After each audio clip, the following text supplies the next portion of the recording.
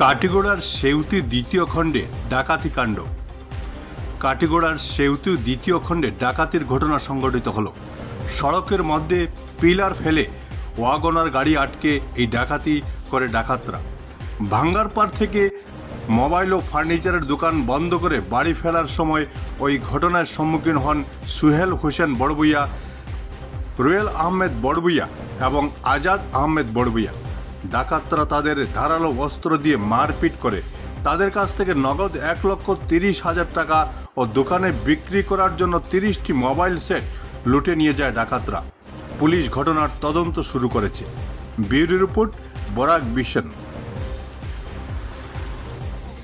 সেউতি গ্রাম ও মোহনপুর এর মধ্যে যে পিএমজিসওয়াই রুট রয়েছে, সেই দুইটি গ্রামের মিডিলে যে ছোটো একটা ব্রিজ কালভার্ট নামে পরিচিত, সেখানে ডাকাতরা মধ্যে ডাকাতি করে, কিন্তু আজকে এখানে এই ফিলারগুলা রেখে ওরা ডাকাতি করছিল।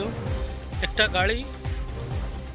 গাড়ি যখন বাঙ্গারপাড় বাজার থেকে ব্যবসা করে ঘরে চলে যাওয়ার পথে রাস্তার মধ্যে খাড়া করে ডাকাইতরা ওয়াগনার গাড়িটাকে, ছোটো বাচ্চাও একটা ছিল, 10 বছরের বা 15 বছরের হবে, সেটাও ছিল গাড়িতে।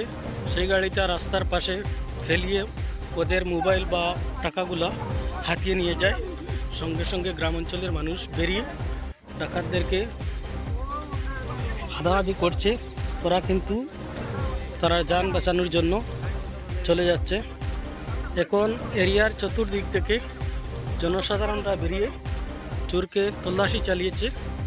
আমরা বিহাড়া পুলিশকে এখনই জানিয়েছি, কিছুক্ষণের মধ্যে পুলিশও ঘটনাস্থলে পৌঁছবে। বর্তমানে আসার পথে সেখানে গাড়ির ওয়াগনার নম্বরটি হলো, একটু টসে মারো না, গাড়ির নম্বর হচ্ছে নাম্বার প্লেট।